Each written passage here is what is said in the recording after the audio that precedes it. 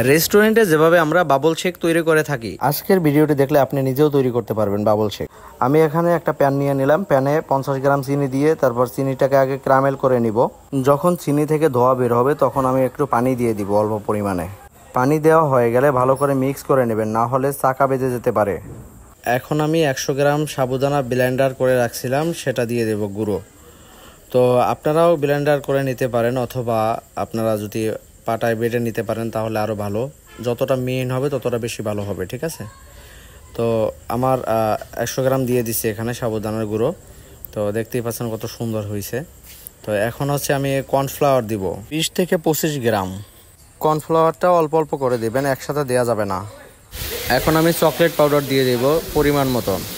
তা আমি বাবলটা চকলেটের খেতে চাই, সেই জন্য চকলেট করলাম। আপনারা যে কোনো কালারের করতে পারেন এবং যে কোনো ফ্লেভারের করতে পারেন। আপনাদের কাছে যেটা ভালো মনে হয় সেটা করতে পারবেন, ঠিক আছে? বাবলগুলো তৈরি করতে ব্রাউন সুগার ব্যবহার করে থাকে অনেকে। তো আমার এখানে ব্রাউন সুগার ছিল না, সেই জন্য আমি চিনিটাকে ক্যারামেল করে নিয়েছিলাম। আমি এখন একটু চকলেট সিরাপ দিয়ে দেব।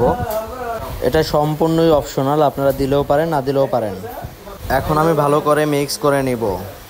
এখন আমি প্যান থেকে তুলে নিলাম একটা বলের ভিতরে। এখন ভালো করে মিক্স করব, বা হালকা পরিমাণে কর্নফ্লাওয়ার দিয়ে নিছি যাতে হাতে না লাগে।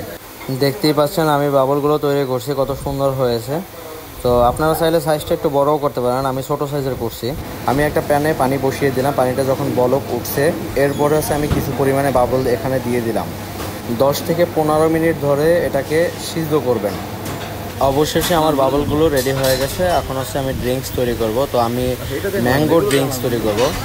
তো আমি একটা গ্লাস নিয়ে নিলাম, গ্লাসের ভিতরে আমি কিছু পরিমাণে বাবলস দিয়ে দিলাম।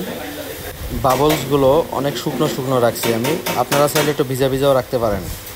আমি এখন বরফ দিয়ে দেবো, বরফটা একটু বেশি পরিমাণেরই দিব। যত বেশি পরিমাণে বরফ দেবেন তত খেতে বেশি মজা লাগবে। আমার বরফের সাইজগুলো দেখতে সুন্দর না, কারণ হচ্ছে আমি আইস কিউব ব্যবহার করে নেই, সেই জন্য। এখন একদিকে আমি ম্যাঙ্গো আইসক্রিম গলিয়ে নিয়েছিলাম, তো সেটা দিয়ে দিব গ্লাসের 70% পর্যন্ত।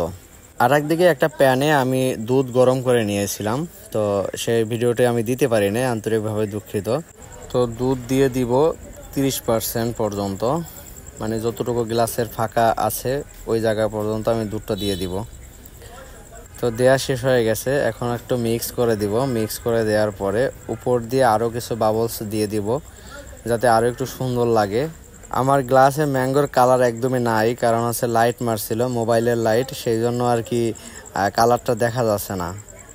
এই ধরনের ইন্টারেস্টিং ভিডিও পেতে আমার পেজটি ফলো করে রাখুন। আর যদি ভিডিও ভালো লাগে তাহলে লাইক, কমেন্ট, শেয়ার করবেন। আপনার একটা শেয়ারে আমার ভিডিওটা আরও অনেকের কাছে পৌঁছাবে।